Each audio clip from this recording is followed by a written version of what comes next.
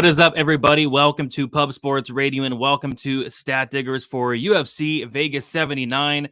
We have Mateusz Gamrot going against Rafael Fiziev. And yeah, this is going to be a card that ends a very, very long 17-week stretch. It's been wild. It's been a grind. It's been nonstop, fights after fights after fights. And Weezy, we finally did it. We made it to the end. 17 weeks in a row. We've showed up every week, win or loss. And yeah, one more week to go before we get a week off finally after months. 4 months. Oh, 4 months. And like Brady, you and I are the same in that we really don't even take days off. It's really a 7-day-a-week process for us putting out this content every week. So that's our entire summer, that we just went with barely even having a day off, much less a week off. So this was a grind. I don't ever want to do a 17-week stretch again, ever in my life. If this could never happen again, I would definitely be grateful. 12 is enough. We were hurting last year after 12 weeks in a row. This week they stuck an extra one in there, which is unforgivable in my opinion. And if I ever find out whose idea that was and get in the same room with them, I'm going to put wrath on them like Raul Rosas Jr. put on Terrence Mitchell last night. So, but it's good to be at the end of the line here. Week 17 of this stretch. The very first fight of the night that we get to talk about, Tamires Vidal versus Montserrat Rendon, starting off hot and getting hotter from there. The return of Mizuki Inoue after 3 years, the return that nobody asked for and nobody wanted, but us UFC fans, we got it anyway, Brady.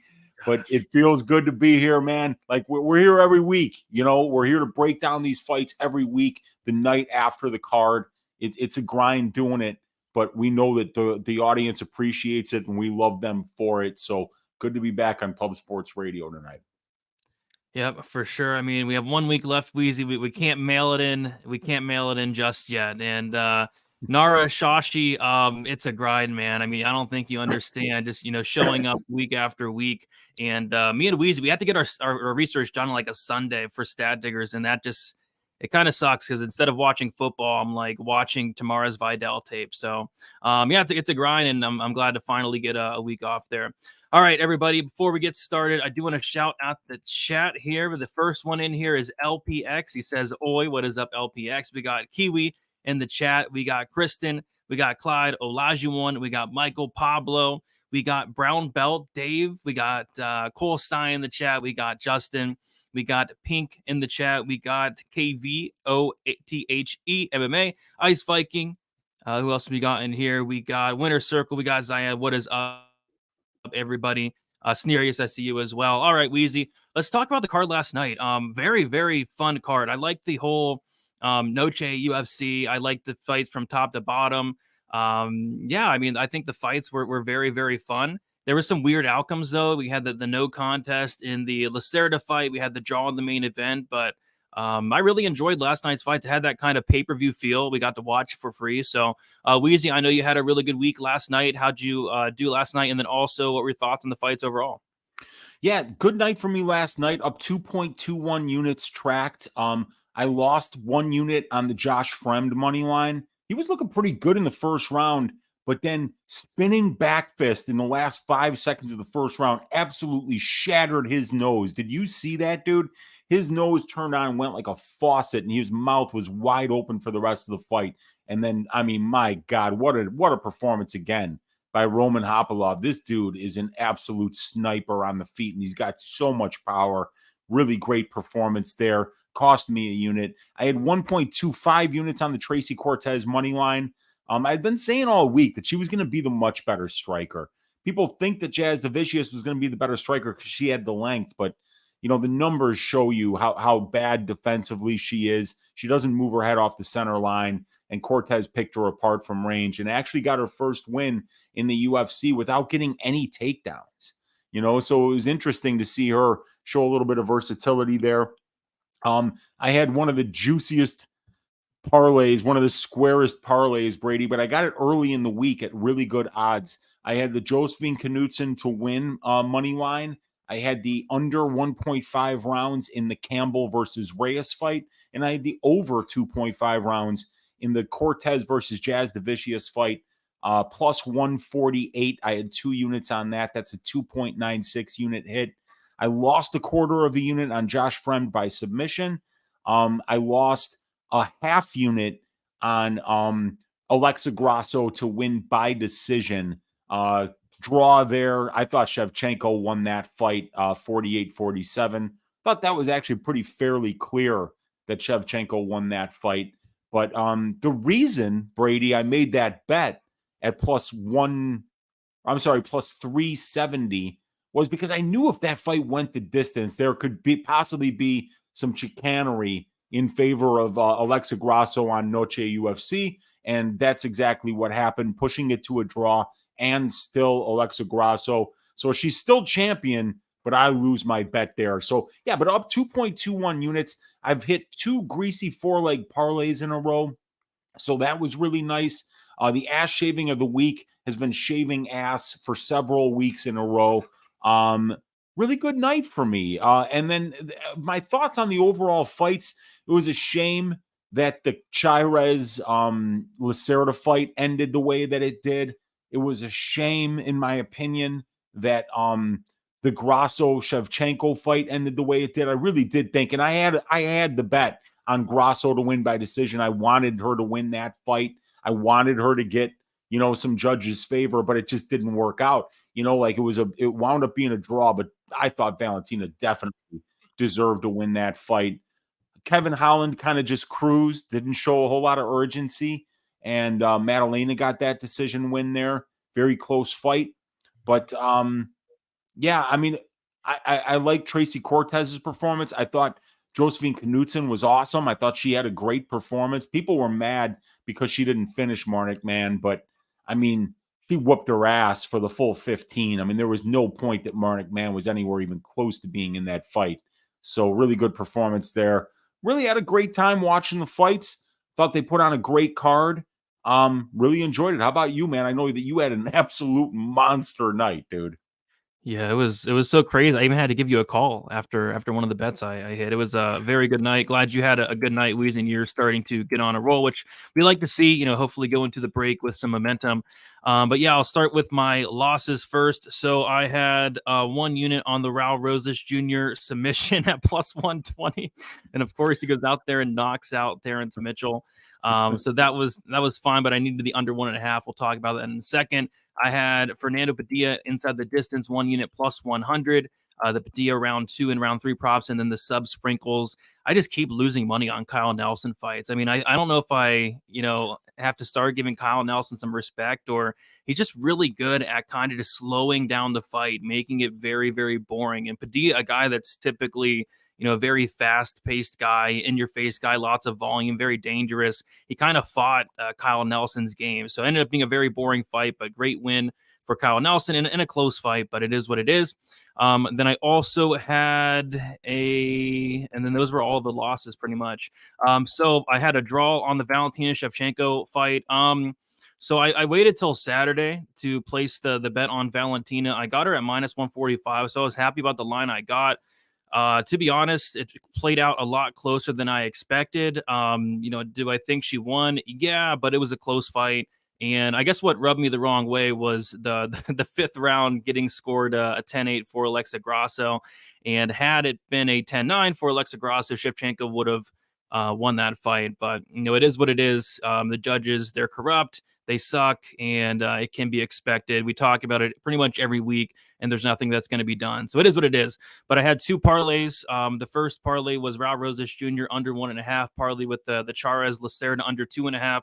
The Lacerda leg voids, which kind of sucks, but gained 0.53 units on that. And then the other parlay was Raul Rosas Jr., Terrence Mitchell under 1.5, parlay with the Reyes Campbell under 2.5 for 1.5 units, gaining 1 unit there. I had a half unit shot on the Fremd Kopylov fight ending in round 2 and round 3, and it ended in round 2. So 0.5 to win 1.75 on the fight to end in round 2.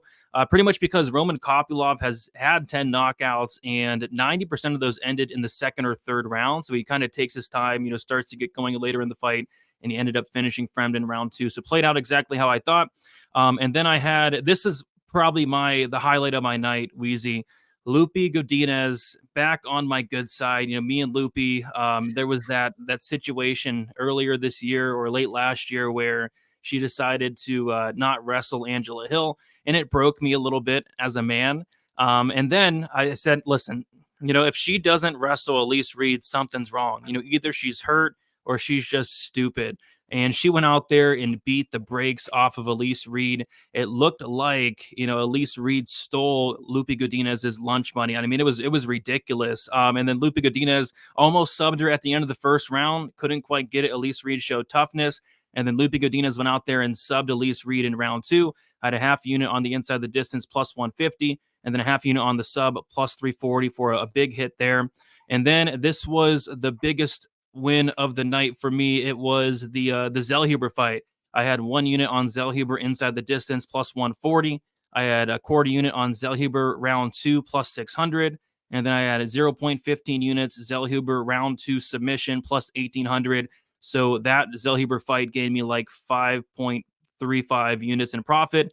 And then I had Tracy Cortez by decision, 1 unit, plus 155. So 9.28 units tracked. And then I hit a 6-leg parlay, which ended up turning into a 5-leg parlay because of the Charez leg there. But I had Raul Rosas Jr. round 1, Campbell's Reyes fight won't start round 2, Josephine Knutson decision, Lupi Godinez money line, and then Shevchenko Grasso over 1.5. It was like a quarter unit to win about 1.5. So over 10 units total last night. Enjoyed the fights. Did not enjoy the Lacerda outcome and didn't enjoy the main event outcome, but I enjoyed pretty much every other outcome. Yeah, I mean, the fights were super fun, and I mean, they're way more fun when you win, Brady, and we both definitely did that. But I mean, you almost putting together 10 units, and that's with some money taken out of your pocket, in my opinion, with that Shevchenko decision. I mean, it was a close enough fight. Yeah, Both of them had 2 big rounds. Grasso had a big 5th round and a big 2nd round.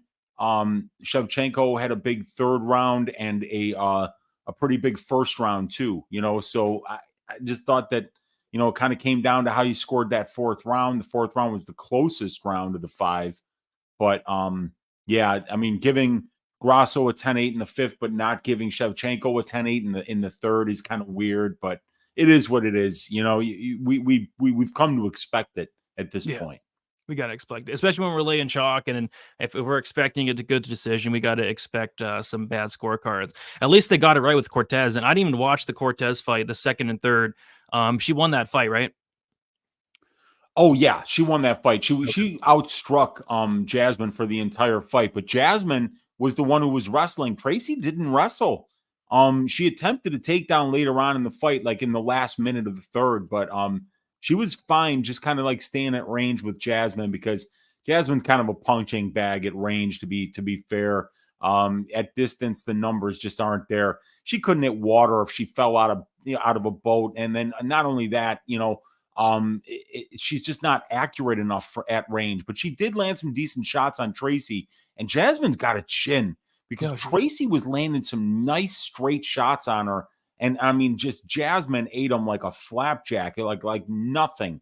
So very, very good fight there. But yeah, I thought Tracy won that one 29-28, but a couple of judges had it 30-27 for Cortez. And I felt that was a bit generous, because there was one round where Jasmine got a takedown or 2 and had a good amount of control time.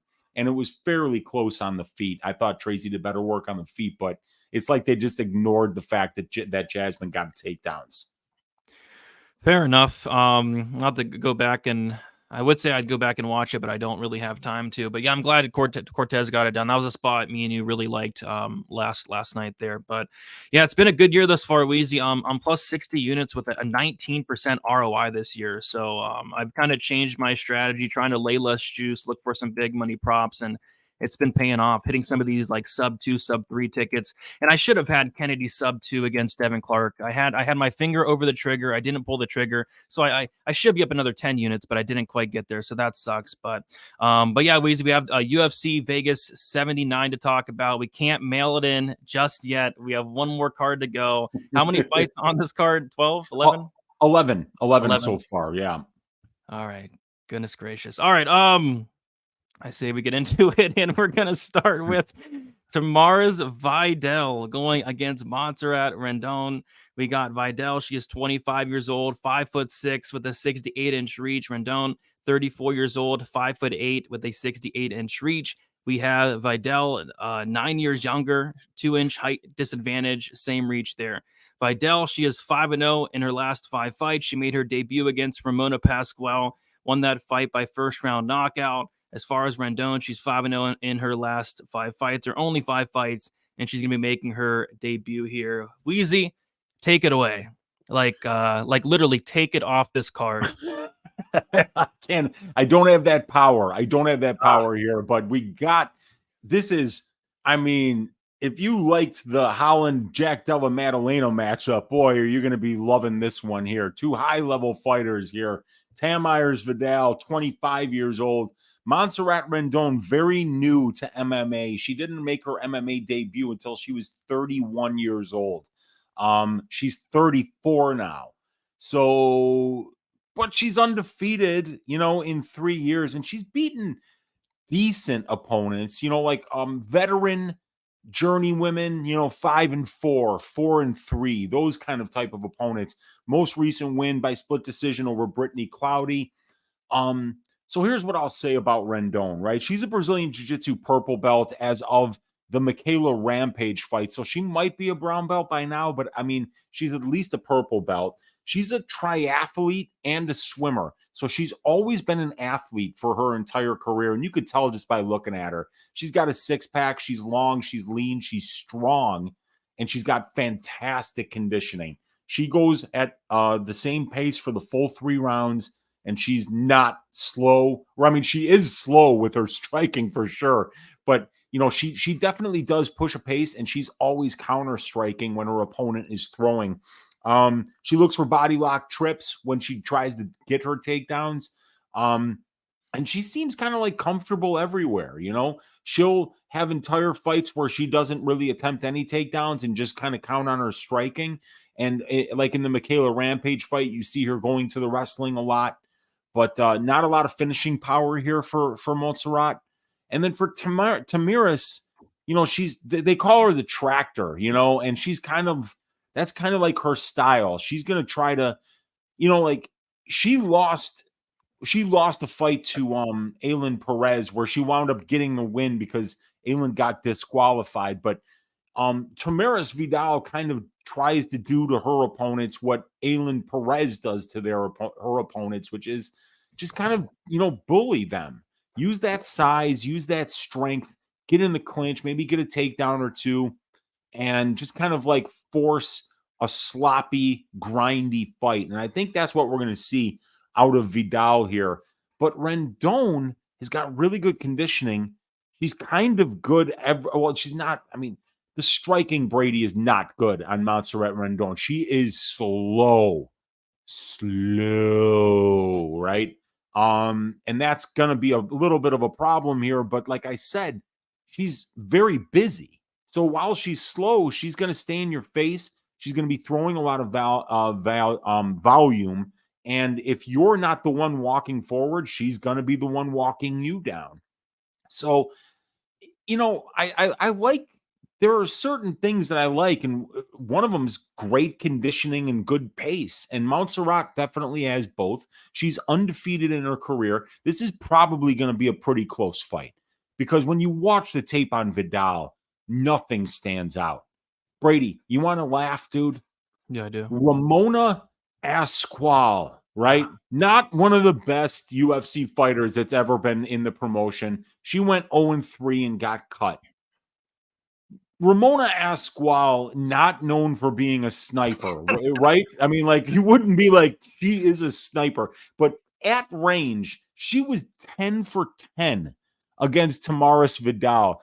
Tamaris Vidal showed 0% distance striking defense. So, like, are you really laying minus 250 on Tamaris Vidal, who only has 8 professional fights? You know, she's okay. You know, she's just okay. What are we supposed to do with a win over Asqual? I don't understand what we're doing here, Brady. I don't know what's up with this fight, but right now, can I interest you in Tamaris Vidal at minus 250? No, no, you cannot. But I do want to But address. you just said, now I got to interrupt you. You just said at the beginning of the show that you changed around your strategy this year. And the reason that you've been on fire is because you're laying minus 250 on unproven women's favorites. Is that not what you said? That might have been what I said. I forget. Am I putting words in your mouth, or am I starting to lose it completely and I didn't listen to anything you said? It's been a long day. Maybe I did say that. It's been a long day. Didn't get much sleep, but I don't know, Weezy. I do want to address this in the chat, though. We appreciate the chat as always, but we do not appreciate just ridiculous comments like this. Hirashi saying she almost finished her. That's why that's a 10-8. If you think the Grasso 5th round was a 10-8, something's wrong. So no comments like that are to be tolerated. Thank you very much, Norisashi. But yeah, Weezy, we have let's see, Vidal currently sitting at minus 250. She opened up minus 275, and Rendon opened up plus 235, currently sitting at plus 210. And I'd be shocked if I bet on this fight. Just shocked. Yeah, I mean, I didn't mind what I saw to Rendon, but she's not spectacular anywhere. You know, conditioning and wanting to win isn't enough at this level most of the time. And you know, we got to point out Tamaris Vidal is almost 10 years younger, and that is just something that you don't want to get in the way of that kind of stat too often here. Even though Rendon is a very good athlete and doesn't have a lot of tread on the tires, and she showed out okay on the regional scene, but yeah, I think Vidal probably does win this fight here. Like I said, I don't think I'm getting near it either, dude. You can't. I mean, you can't. Y'all acting like plus 200 is enough on the other girl. The bookies don't work like that. I'm not sure what that means. Yeah, I think he's just saying like, we're kind of talking down. I'm kind of talking down Vidal, and he's saying like, well, but yeah, I mean, are you betting Rendon at plus 210? And I'm not yet, but I guess I maybe could get there if it gets a little bit higher, but nah, I would feel a lot better if I had no money on this fight, Brady. You know what I think, Weezy? What's that? And I think some people don't understand this. Sometimes passing's okay. I had multiple people last week, believe it or not, saying, I'm going to bet on Terrence Mitchell. And I said, listen, it's okay to pass. The time to fade Raul Rosas Jr. will come. You don't need to bet every fight. And this is a fight you just don't need to bet. Yeah, dude. I mean, like Rosas beat him like he stole something. Yeah. He came out like Molly McCann in England. I mean, like it was that kind of a performance, man. El Mariachi Loco, stand up. He got it done, Brady. He did not fuck around in there at all. He fought pissed off. And Mitchell obliged. Mitchell threw down with him as well. Yeah, he did. It was a fun fight. I hope they give Mitchell one more fight. I say Terrence Mitchell versus Shannon Ross would be a hell of a fight. Yeah, dude, I might bet on Mitchell there. I don't know. Depending on where the line is. Like, I'm not laying juice on him, right? But I guess it just depends on where the line is. But that's why we got to get Brady a matchmaking job. That would be a great one there. I would make some hilarious fights. It's like Jimbroni versus Jimbroni. But it'll be fun, Oh, it'll be very fun. All right. Let's move on to the next fight. What is going on? Mizuki Inoue versus Hannah Goldie. We got Mizuki Inoue, 29 years old, 5'3" with a 65-inch reach. Hannah Goldie, 31 years old, 5'4" with a 61-inch reach. We got Inoue. She's 2 years younger with a 1-inch height disadvantage and a 4-inch reach advantage. So we have Mizuki Inoue, who is 3-2 in her last 5 fights. She lost to Verna Jandiroba by decision, beat Viviane Pereira by decision. She beat Yanan Wu by split decision. That was her debut. And at this point, it was a very long time ago. I think that was the card where it was started at like 3 in the morning. I think that might have been the card where Zhang Weili knocked out Andrade in like the first 60 seconds, something like that. I'm pretty sure. And then she went out there and lost to Amanda Lemos. And at that point, that fight was like 2-3 years, a long time ago. As far as Hannah Goldie, she is 2-3 in her last 5 fights. Made her debut, I think, against Granger, lost by decision. Lost to decision against Diana Belbita. She beat Emily Whitmire by submission, and then she knocked out Molly. She got knocked out by Molly McCann. Yeah, I don't know. I guess, I mean, if Dixon was in here, which Dixon's not in here, he would bring up the OnlyFans fade, which is honestly very relevant. It's actually been working out quite nicely. Even what's his face, the Pleasure Man, even had an OnlyFans, which that should have been the entire sign right there. Hannah Goldie is on that OnlyFans as well. We just don't know what Mizuki Inoue is going to come back and look like after a 2-3 year layoff, but I have a feeling she's going to come back and probably beat Hannah Goldie here. The problem is the price tag. She's a pretty significant favorite. Looks like money even just came in on her, and she's minus 300 now. Weezy, what are your thoughts on this one here? Yeah, like Mizuki's still only 29 years old, and she's got 20 professional fights and over 225 minutes in the pro cage. So, Mizuki's a veteran, and she's been in there with some, she went to a split decision in a 5-round fight with Virna Jandiroba. She's good. She's really good. But then all of a sudden, it's like 2 weeks later, or 2 fights later, she's going to a split decision with Wu Yanan, who lied about being in the Wu-Tang Clan and made me look like a prick because I was saying that I thought that she was affiliated with the Wu-Tang Clan. Made an ass out of me too, which I don't appreciate. And so with Mizuki on a 3-year layoff, I guess, in order to really get a feel for whether we're going to bet this fight or not, and I hate to spoil the surprise, Brady, but I will not be betting on this fight. We got to find out why she was gone for 3 years, because like she could come back looking even better than she did in the past. And, like I said, this is somebody that went, in a close fight with Amanda Lemos. She won a lot of time in the clinch in that fight. She fought smart. You could tell that there was, a game plan there that was for Inoue that was keeping her safe, not letting Amanda do what she does best, which is strike at distance. So, this should absolutely be Mizuki all day long. 4-inch reach advantage, big time experience advantage, over 2 years younger, the better finisher. She's got 9 submission wins in her career. And she's been in there with just a much better level of competition, even at the UFC level. And then pre-UFC, it's not even close. So, yeah, I mean, this should be Mizuki all day. But when you're looking at Mizuki Inoue, who's been away from the cage for 3 years, and then you look at the first fight, Tamiris Vidal, who's just not somebody that you lay minus 250 on, you parlay these two together, you don't even get plus money. So last week, I was saying, Noche UFC juiced to the tits. This week, it's UFC Vegas 79, Jambroni versus Jambroni. Yeah, 100%. But can I interest you in a Tamaris Vidal Mizuki Inoue parlay minus 114? Baby. Wow. How about I'm going on vacation this week? Y'all can worry about who wins this fight, because I promise you, the one thing that you can count on is that your Uncle Weezy doesn't give a shit. You're mailing it in, huh? On this fight, yes, sir, I am. I mean, I think Inoue is going to win, but am I laying minus 300 on somebody that's been away for 3 years? The answer is no. Yeah, no, I agree.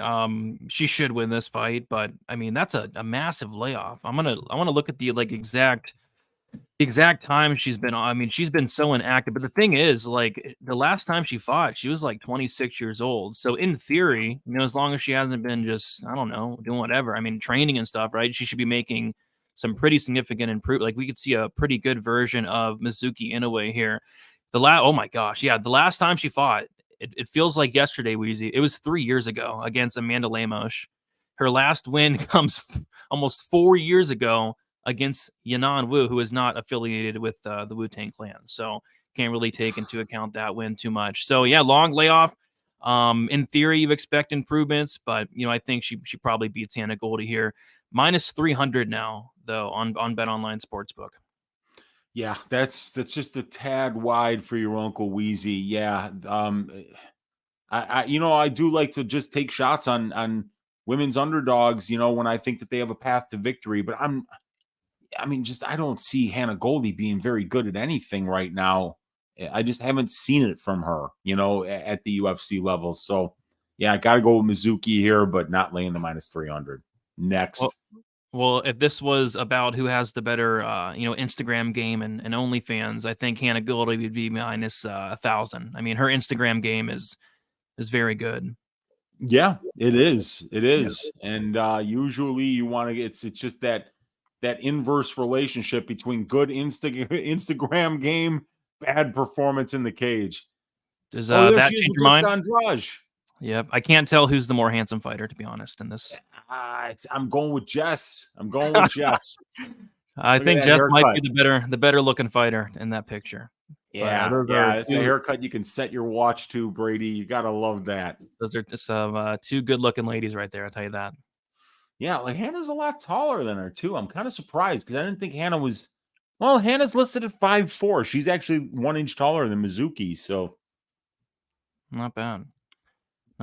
But yeah, I think we should absolutely just move on to the next fight. to a really high level athlete here in Jake Fat Collier. Is that the next fight? Yes, sir. God. Yeah, we got Mohammed Usman going against Jake Collier. We were actually talking about this fight last night a little bit. But we got Mohammed Usman. He's 34 years old, 6'2" with a 79-inch reach. Jake Collier is 34 years old, 6'3" with a 78-inch reach. Same age there. Collier 1 inch height advantage and a 1 inch reach disadvantage. Mohammed Usman, he is 4-1 in his last 5 fights. Made his debut against Zach Pauga, won by second round knockout, and then beat Junior Taffa by decision. As far as Jake Collier, this guy is 1-4 in his last 5 fights. Decision loss against Carlos Felipe. Submission win against Chase Sherman in the most hilarious fight I've ever seen. A decision loss against André Arlovsky. A knockout loss to Chris Barnett. And a decision loss to Martin Budai. So when I was looking over the stats, Weezy, I looked at Mohammed Usman's stats, and I laughed out loud. This guy has like a 19% striking accuracy at distance. This guy's landing less than 1 strike per minute. Like, I've never seen stats that bad in my life. So, right away, you get kind of intrigued because, Jake Collier is the dog, and Jake Collier 100% lands more than 1 strike per minute. And then you think to yourself, can I really put money on Jake Collier? And I'm not sure I really want to do that. So yeah, take it away, Weezy. Take it off the card. I can't do that again, man. Okay. And I mean, you got to hand it to Jake Collier. If diabetes hasn't beaten this man yet, then come on. You got to believe that he's going to be around it for a while here. And here we are again against Mohammed the Motor Usman with that stunning 1.29 distance strikes landed per minute, 19.3% distance striking accuracy. This gentleman couldn't hit the floor if he fell out of bed, Brady. It's so bad. And while it's at distance striking range, Collier is going to be just so much better than Mohammed. Now, Mohammed does have a little bit of power. He knocked out Zach Pauga. He landed 1 good shot. Zach not known for having a great chin, but it was a clean shot, clean knockout. So, whenever you've got a heavyweight fight, there's going to be that variance where, somebody can really suck, but land 1 big shot that could end the fight. So you always have to worry about that. But look at Jake Collier's last 5 opponents, Brady. Carlos Felipe doesn't wrestle at all. Chase Sherman doesn't wrestle at all. André Arlovsky doesn't wrestle at all. Chris Barnett doesn't wrestle at all. Martin Budai should wrestle a little bit, but he doesn't really wrestle at all. And then I think before that, I think we saw him fight Aspinall and get knocked out. So one thing that we really don't know about Jake Collier is how's that takedown defense going to look at heavyweight? Because we need to kind of know that. That's a little bit of information that would be really nice to have is, because like you look at the difference in body type here between Usman and Collier, one guy's been at the doctor, the other guy's been at the buffet, and I mean, Usman's just like a slab of, marble to have on top of you. We saw how much problems Tafa had getting up, and even on some regional scene footage, you'll see Usman going out there and wrestling and winning minutes with his wrestling. And I think that that's got to be the path for him here. He doesn't want to box with Fat Collier. I mean, Collier is much faster than him on the feet. Neither one of these guys is particularly great in terms of their distance striking defense. But you look at Fat Collier, 17 distance strike attempts per minute, while for Usman, it's 6.7. There's no volume there. This guy is like so low volume on the feet. So this is striker versus grappler, Brady. If Fat Collier keeps this standing, and if diabetes doesn't get to him, but by the weigh-in, I think that he absolutely wins this fight. But if Usman's able to mix in that wrestling and we see Fat Collier's takedown defense not holding up, dude, it's going to be hard to get that Usman dude off of you, man. So I mean, this could absolutely go either way. And the line's kind of close, but is it Usman who's a favorite here, Brady? Yeah, Usman is a favorite. He's currently minus 150 and Collier's plus 130. Yeah, I mean, I wish I knew how Collier's takedown defense was going to hold up, but I don't. Yeah, I mean, Collier at plus money is tempting, but what scares me is one of these guys has power, and that's Usman. Collier has no power whatsoever. And one of these guys has cardio, and that's Usman. Collier's cardio is not great, especially if he's going to be wrestling the whole time. Like we saw what happened in the Barnett fight. He gassed out instantly, when having to do any wrestling whatsoever.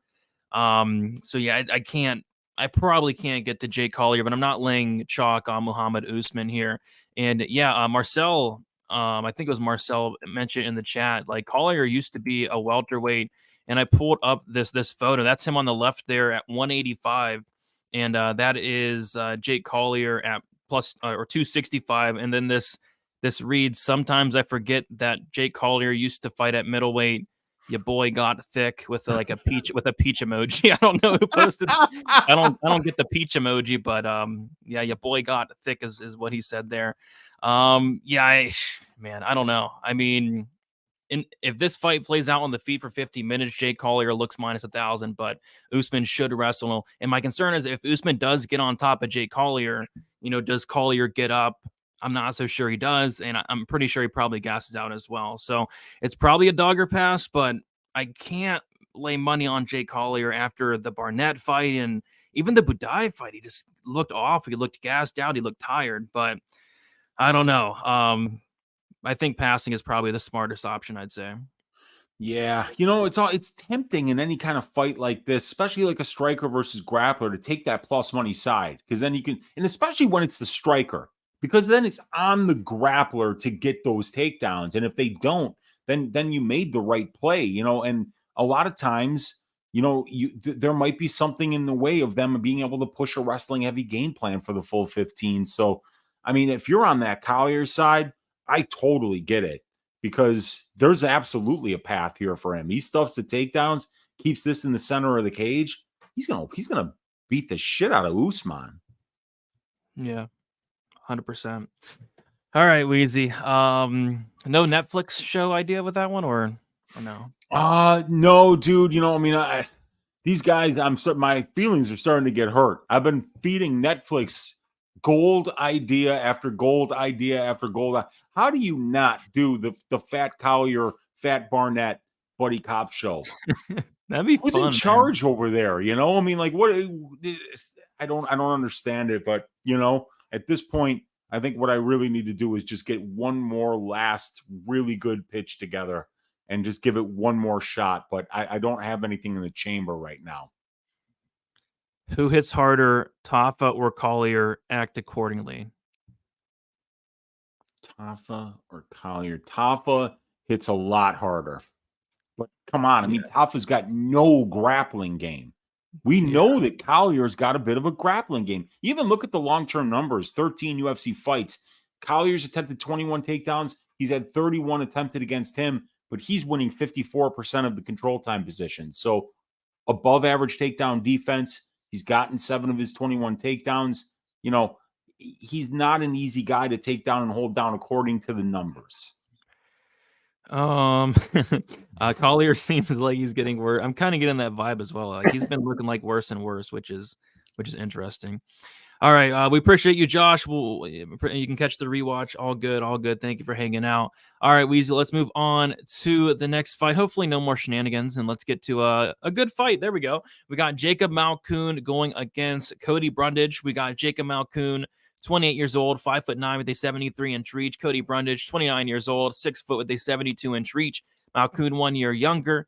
Brundage with a 3-inch height advantage and a 1-inch reach disadvantage. Malkoun 3-2 in his last 5 fights, made his debut against Phil Hawes, got knocked out in 60 seconds, beat Abdulrazak Alassane by decision, AJ Dobson by decision, lost to Brendan Allen by decision, super close fight, and then beat Nick Maximov by decision. As far as Cody Brundage, he is 2-3 in his last 5 fights, beat Dolce Longabula by submission, knocked out Trayshawn Gore in the first round. He got knocked out by Mikhail Olazechuk in the first round. He lost to Rodolfo Vieira by second round submission, and then he lost to SD Dumas by decision. So yeah, Jacob Malkoun is, as far as I'm concerned, the biggest favorite on the entire card. And I 100% agree. You know, I think Jacob Malkoun's very good. Like, even that loss to Brendan Allen is aging very well in a fight that he very well could have won that fight.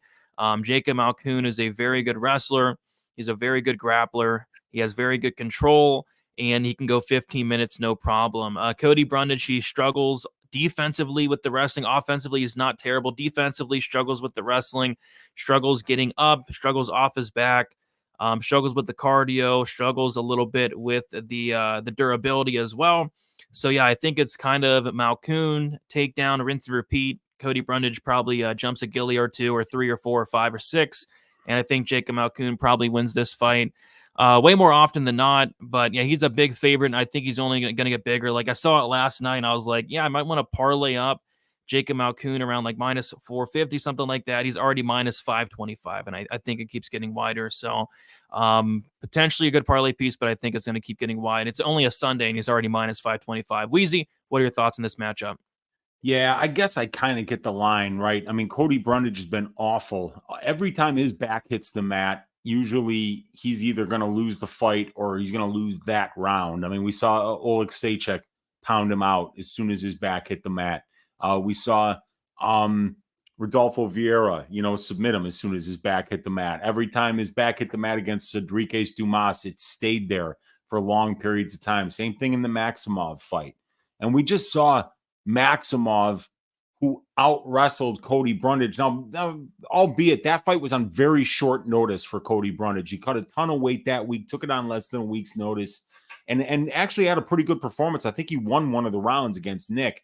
But we just saw Malkoun just kind of like cruise against Maximov there and easily win that fight. So Malkoun puts dudes on their backs, and that's where Brundage looks the worst.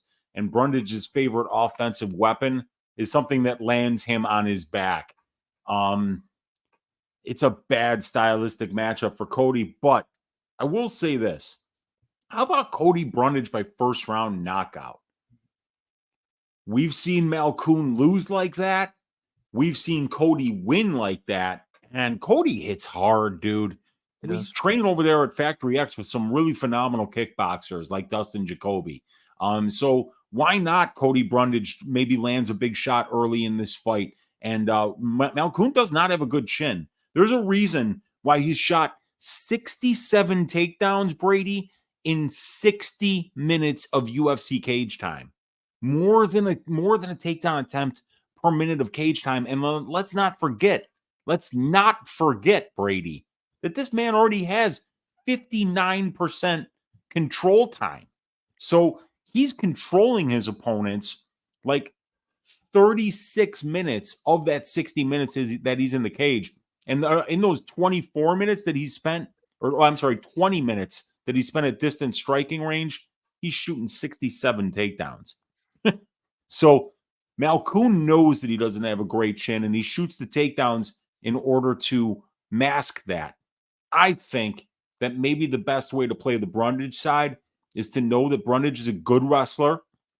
He's got 74% takedown defense in his own right. And if he can stop a takedown or two, land a big shot, you never know, man. Maybe that's how Cody wins this fight. But the line is where it is for a reason. Malkoun's using that wrestling, using it very well and dominating with it. Yeah, I don't think I'll get to the first round knockout just because in the last fight against SD Dumas, I mean, I'm not making up these numbers. Cody Brundage attempted one strike in the first round. One strike in the first. He landed it. So 100%, give him that. In the second round, Weezy, Cody Brundage landed 0 strikes. He made William Knight look like a high-volume Max Holloway. And then in the third round, Cody Brundage landed 2 strikes. I mean, Cody Brundage went 3 for 10 on significant strikes. So if you're betting that first round knockout prop and he only throws one punch, I mean, I don't know. But like you said, the line's where it's at for a reason. Maybe a potential parlay piece, but I doubt I'm parlaying anything on this card. But yeah, Malkoun should probably get it done here and probably by a dominant decision. Yeah, and just keep in mind, Cody was controlled for 668 of the 900 seconds. He had more guillotine attempts than he did significant strikes to land in that fight, and that's why he puts himself on his back with that guillotine, and then he doesn't have the ability to get up from there. So it's a bad thing, it's a bad combination of when your favorite weapon puts you into the worst place where you perform. So he's got to figure out how to at least get to that to a dominant position with that guillotine, get to a hip with it, so that if you're not going to finish it, that you can maybe get to that, get some control time, get on top.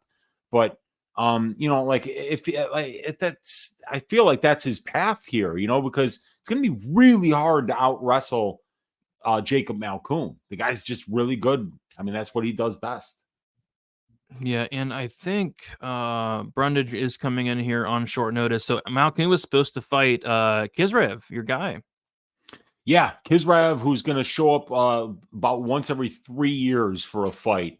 That's what he's been doing lately. That's like the pace that he's been on. He pulls out more than Peter North did in the 90s.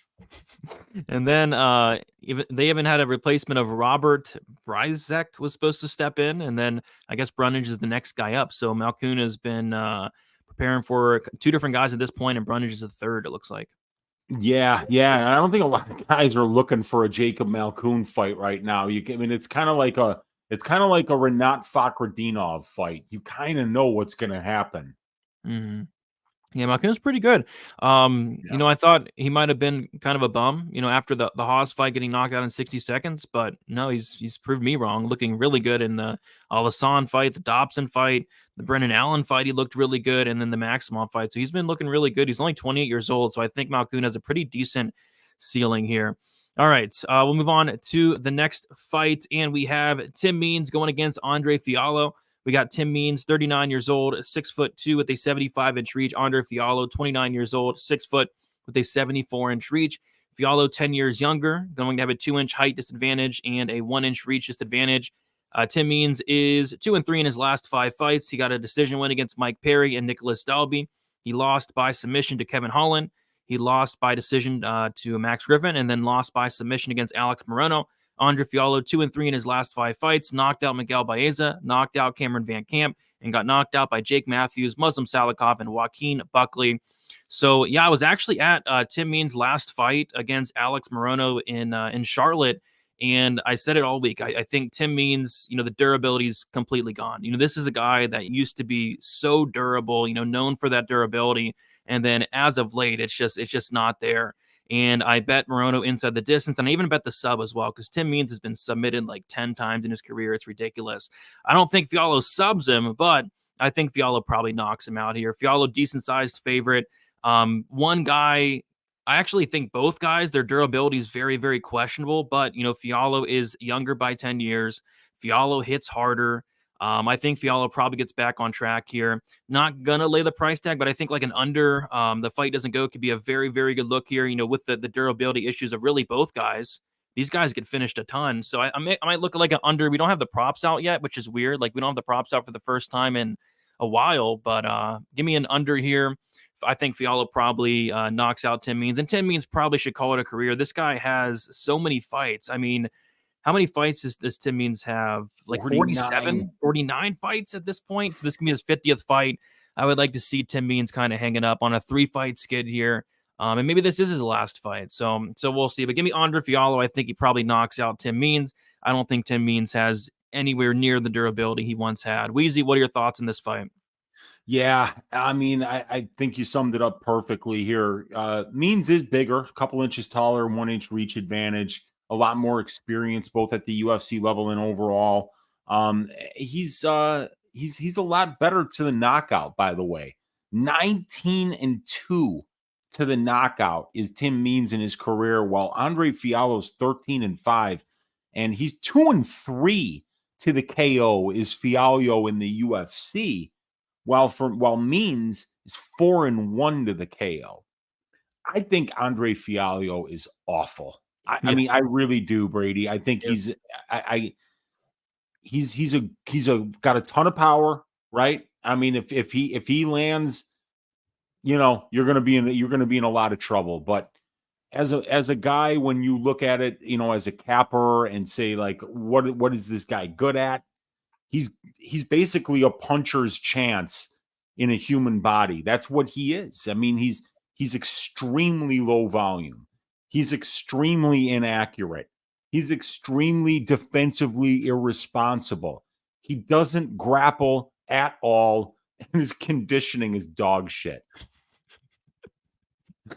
Can I interest you, Brady, in André Fialho at -192? I mean, like, I'm not doing it. I'm not doing it. And then so I look on the other side and I say, okay, that means I'm taking the plus money, right? And yeah, it's a 39-year-old Tim Means. I mean, but Means might wrestle here. And if he wrestles, he might tire out Fialho. If he tires out Fialho, maybe he doesn't get knocked out. And look, I mean, like, Fialho's 0-1 in decisions in his career in the UFC and 2-2 overall. The guy is not a minute winner, but 8-6-1 overall to the decision is Means, and he's 6-6 in the UFC. And we know that we can count on Means to wrestle some. He's definitely beating the better brand of competition at the UFC level when you put their wins side by side. And he's a higher volume striker. He's more accurate. He's more defensively responsible. So, I mean, I think there's a lot of things on paper to like about Tim Means here, but do you want to bet on a 39-and-a-half-year-old guy who's fighting a guy in Fialho who's 10 years younger?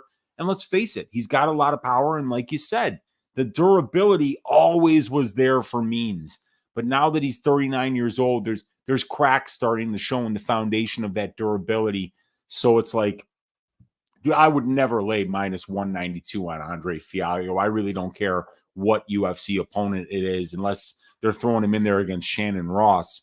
I'm not laying that. So this is probably a stay away. But maybe the way I play this is fight ends by KO, or just the fight doesn't go to decision, or an under 2.5 if it opens at a fair price. Yeah, I think I'd rather pay like -190 for the under 2.5 rather than the -190 for the Fialho money line. And yeah, I mean, on paper, there's a lot of. I'm sorry. Did you say there's an under 2.5 line? No, I'm saying if it was like the same price as the money line, I would rather play the under, because Fialho, I think his durability is trash as well. So Yeah, I think somebody's probably getting served here in this one. Should be a fun fight. Tim Means always brings it, but that style, he can't fight with that style now. I mean, getting hurt and club and sub by Alex Moreno, who doesn't really finish anybody, it wasn't the best look. I think Max Griffin dropped him. Kevin Holland club and subbed him. So yeah, we'll see. And Tim Means looks to be like doing a lot of coaching outside of UFC. He's a wrestling coach for a high school. So yeah, we'll see. But I'm gonna pick Fialho. But you're right. I mean, you can't lay minus 190 on this guy, but he has power. Maybe that's enough here. So yeah, André Fialho, he opened up minus 145. It looks actually, Weezy, like money just came in on Tim Means. A big bet. Tim Means is now plus 150. André Fialho minus 175. So maybe this line keeps closing on up.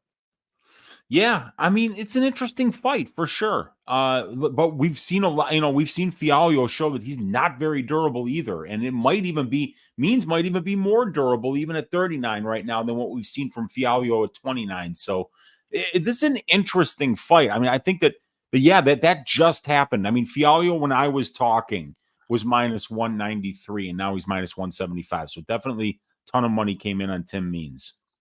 Yeah, Fialho's been finished 7 times in 23 fights. Tim Means has been finished 9 times in 48 fights. Both these guys, the durability is not there, and I think they're gonna throw down, go to war here. So yeah, I think the under could be a very good look this week. But yeah, we'll move on to the next fight, and we got Dan Argueta going against Miles Johns. We have Dan Argueta, 30 years old, 5'7" with a 68-inch reach. We got Miles Johns, 29 years old, 5'7" with a 66-inch reach. We got Miles Johns 1 year younger, same height, and Dan Argueta with a 2-inch reach advantage.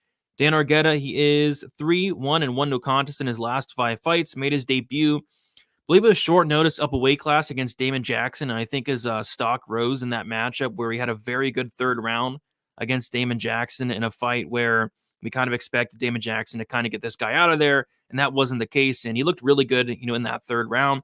And then he went out there and beat Nick Aguirre by decision. And then he had that no contest against Ronnie Lawrence. I think it was Keith Peterson stopped the fight when there was literally no tap at all. Kind of a weird stoppage there, but no contest nonetheless. As far as Miles Johns, this guy is 3-2 in his last 5 fights. A knockout loss against Mario Batista, a knockout win against Kevin Natividad and Anderson Dos Santos, a submission win against John Castaneda, and then a decision win against Vince Morales. Pretty uneventful fight there. So Weezy, solid fight here. 2 solid wrestlers. Dan Argueta is a guy that has looked pretty solid lately. I know there's that no contest in his last fight, but what are your thoughts on this fight here? Yeah, poor Dan Argueta. We got to get Keith Peterson some help.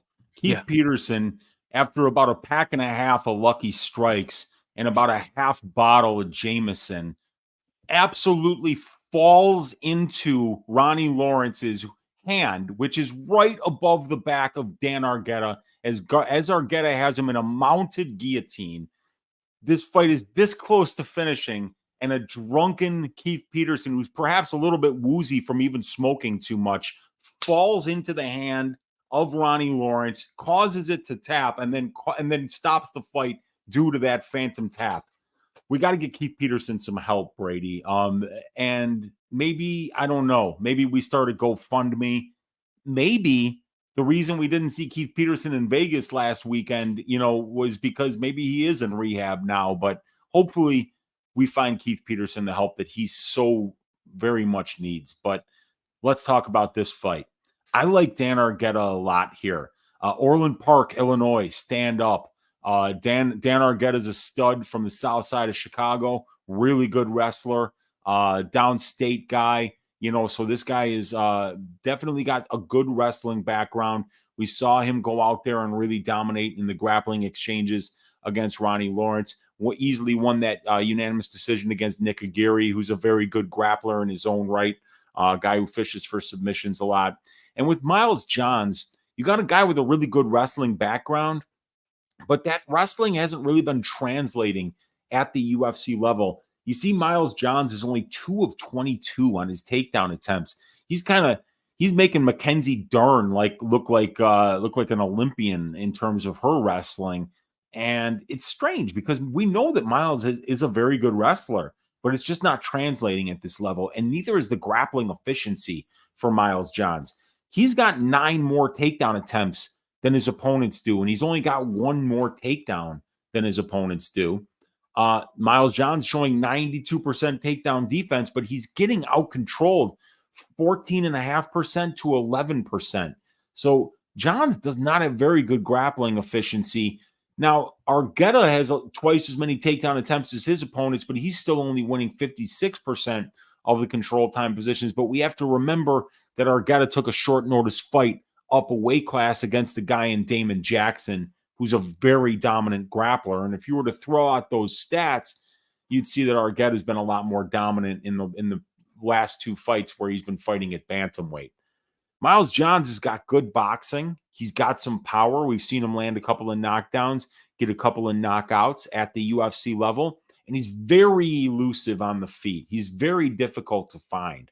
75% distance striking defense. That's about as good as it gets in any division, really. So he's hard to find on the feet. He can mix in the wrestling in order to be a pest that way, but tons of lateral movement. This guy is just not going to stand in front of you. But I get the feeling at some point Argueta is just going to sprint at him, get his arms around him, and then we're going to find out which one of these guys is the better wrestler, because Johns is a very good wrestler for MMA as well. But I think Argueta is going to be better. I think that Argueta's one of these guys that's flying a little bit under the radar, but when you listen to the people that are training with him, they say that the dude is the real deal and his wrestling and grappling is very solid. And we saw him just kind of like completely dismantle Ronnie Lawrence. That was not even close. And if Keith Peterson didn't have a serious alcohol problem, that's an easy win for Argueta. And he's probably looking like a much bigger favorite this time around. And Johns is 7-0 in decisions, Brady.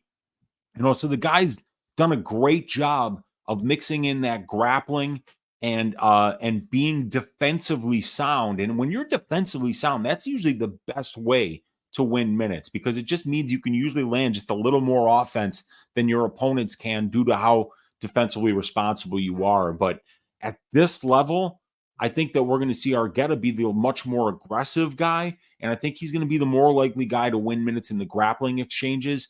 And check out the most important stat of this fight, Brady. 74% of Miles Johns' UFC cage time has taken place at distance striking range.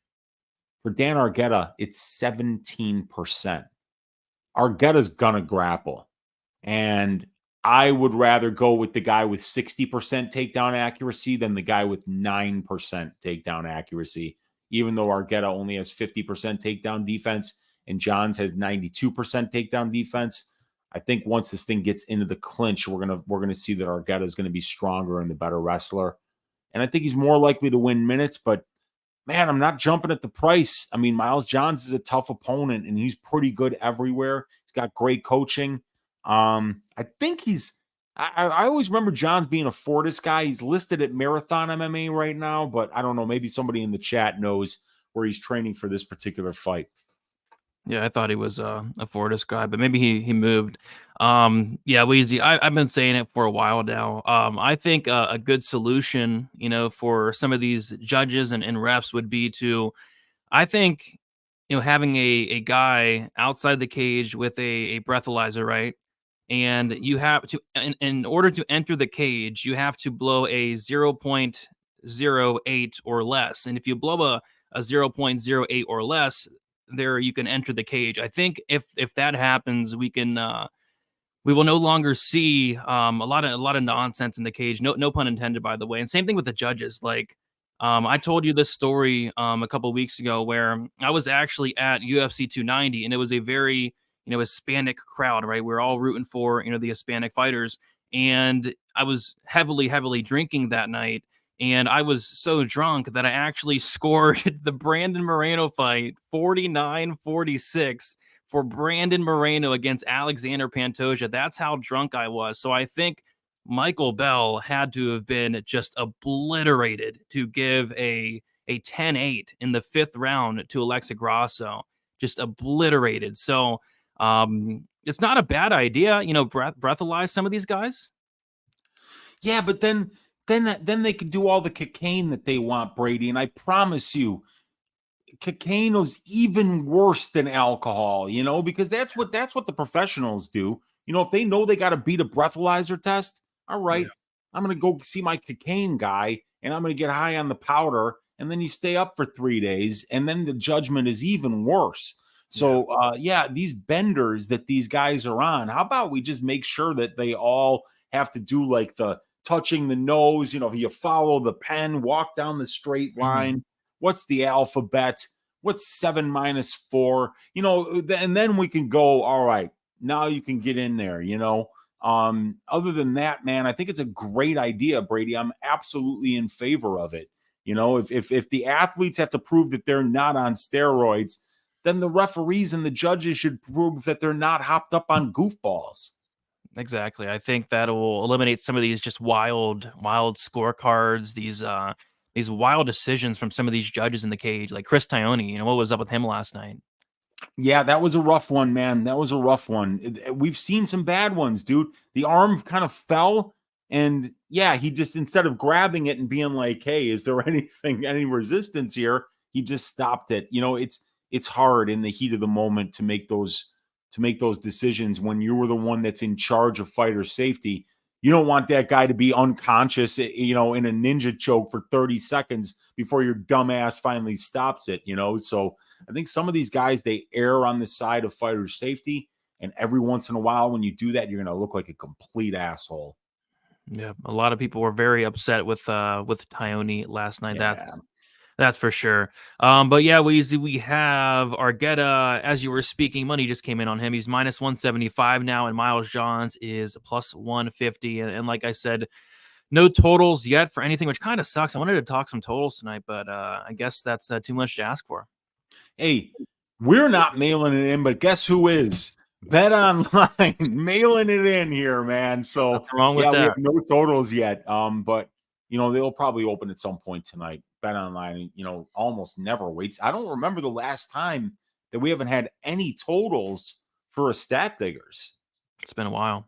It's been a long time. It definitely has. Yep, 100%. All right, Weezy, we'll keep moving on. We have Ricardo Ramos going against Charles Jourdain. Good fight here. We got Ricardo Ramos. He is 28 years old, 5'9" with a 72-inch reach. Charles Jourdain, 27 years old, 5'9" with a 69-inch reach. Jourdain 1 year younger, same height, and it's going to be Ramos with a 3-inch reach advantage. We got Ricardo Ramos. He is 3-2 in his last 5 fights. A submission win against Eduardo Garagori, a knockout loss against Lerone Murphy, decision win against Bill Algeo, decision loss against Zubair Tuhugov, and then a knockout win against Danny Chavez. I was at that fight as well. Incredible knockout. As far as Charles Jourdain, he is 3-2 in his last 5 fights, a decision win against André Yole. I think that was probably the best performance of Charles Jourdain's career right there. A submission win against Lando Venata, a decision loss against Shane Burgos, fun fight there, a decision loss to Nathaniel Wood, and then a decision win against Kron Gracie in one of the worst fights I've ever seen in my life, and just a performance that Kron Gracie should be very disappointed in. But yeah, Weezy, really fun fight here. 2 guys that love to go at it. What are your thoughts on this one here? Yeah, some interesting stats here. First of all, Ricardo Ramos, 5-1 in decisions, while Charles Jourdain in his career, 2 wins, 5 losses, and a draw in decisions. So Ramos has just done a better job of winning minutes as a professional here. And he's got 7 wins by submission, 4 wins by knockout, 5 wins by decision. So he's pretty good all around. Jourdain, a lot more of a knockout dependent guy, 8 knockouts, 4 submissions, and 2 decisions. Also, according to my strength of schedule metric, Brady, Ramos is definitely fighting the much better win-loss ratioed competition and beating them as well. Gotta like Ramos's grappling upside, in my opinion. This guy's attempting 4.4 takedowns per 15 minutes, while Jourdain's only attempting 0.62. Jourdain only 1 takedown in 11 fights, while Ramos has 17 takedowns in 10 fights. So I think if there's one guy that's got a lot more grappling upside, it's going to be Ramos. But then if we look on the feet, Jourdain at distance about 9% more accurate. He throws about 3 more significant strike attempts per minute. than Ramos does, and he's just a little bit more defensively responsible at range as well. Both of these guys have been knocked down before. For Jourdain, it's twice. For Ramos, it's once. And we've seen Ramos land 3 knockdowns in 10 fights and finish 2 fights by knockout. That spinning elbow, he absolutely loves that spinning elbow. He will throw it over and over and over again. And if it lands, jaw help you. You are going to sleep. So it's interesting, man. I think there's a lot of reasons to like Ramos here. And both of these guys are about the same age. Ramos has got 3 inches of reach here. He's got a little bit less overall and UFC experience than Jourdain, but both of these guys are very young. I love this fight. This should be an all-action fight. I don't even know who I like to win here, but there's a lot of on-paper advantages for Ricardo Ramos, so I think I'm going to go that way. But a 1 year and 2 month layoff, Brady, for Ricardo Ramos here. So I'd be interested to know what that's all about. But yeah, I'm leaning Ramos in this spot. So there's been some really interesting line movement on this fight here, I noticed. So we have Charles Jourdain actually opened up plus 145, and that was a while ago at this point. And he was sitting around a pick him for a while, like minus 105, minus 110, minus 115, right? And then the last like 24 hours, Charles Jourdain has taken a lot of money. He's currently minus 145. And then on the flip side, I just lost my spot. That Ricardo Ramos was sitting around like a pick of minus 115, minus 110, right? And now he's plus 125. So money's actually pouring in on Charles Jourdain here. And yeah, it's kind of tough, right? Like I like both these guys quite a bit. I love the striking of Charles Jourdain. The one thing I don't like about Charles Jourdain has always been like that takedown defense, like horrible takedown defense, 48%. Ricardo Ramos is a black belt in BJJ, and Ricardo Ramos can strike as well. So yeah, I think this could be a very fun back and forth fight. I think I would lean Dogger Pass as well. I do need to research this one a lot more, but yeah, there are some advantages for Ramos, but it looks like money's pouring in on Charles Jourdain here. Yeah, a lot more active has Charles Jourdain been, for sure. 4 less years as a pro, but he's got 1 more pro fight. He's got 1 more fight at the UFC level. His last fight was 4 months ago. Ricardo Ramos' last fight was 14 months ago. So, yeah, I mean, there's reasons to like both sides. I think if it stays on the feet, Jourdain's better. I think if it goes to the ground, Ramos is better. But Ramos has faced the better brand of competition. And he's actually just a little bit older than Jourdain, despite having been here longer. By the way, Ricardo Ramos has one hell of a mustache, and I'm going to pull it up here. If this was a battle of the mustache, man, I think it might be a pick 'em because Jourdain has a good one as well. Like, look at that, like just similar, very similar. But looks like Jourdain has the beard going on, and looks like Ramos has the goatee going on there. It's tough. They kind of look a lot alike in the face, actually. It's kind of weird, man. Yeah, it's weird. It's just like one guy's got hair up here, the other one's got it here on the chin. Goodness. Maybe they're twins. I don't know. It is kind of freaking me out a little bit. But yeah, good fight. Good fight. For sure. All right, so let's keep moving on. We have this is a very interesting fight to me. We got Bryan Battle going against AJ Fletcher. We got Bryan Battle, 28 years old, 6'1" with a 77-inch reach. AJ Fletcher, 26 years old, 5'10" with a 67-inch reach. AJ Fletcher, 2 years younger. Bryan Battle with a 3-inch height advantage and a 10-inch reach advantage. Bryan Battle is 4-1 in his last 5 fights. Submission win against Gilbert Urbina, a decision win against Tresean Gore, a knockout win against Takashi Sato, a decision loss to Renat Fakhretdinov, and a knockout win against Gabriel Green. As far as AJ Fletcher, this guy is 3-2 in his last 5 fights. He went out there, I think it was on the Contender Series, got a knockout, and I think it was in the first round as well. He lost to Matthew Semmelsberger by decision in his debut.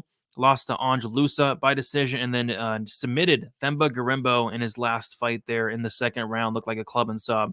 So, yeah, this is a very interesting matchup for me, Weezy, because Bryan Battle on paper has atrocious takedown defense sitting at 38%. But then again, a lot of that did have to do with the Renat Fakhretdinov fight, where Fakhretdinov went out there and controlled him for literally 14 minutes out of a 15-minute fight.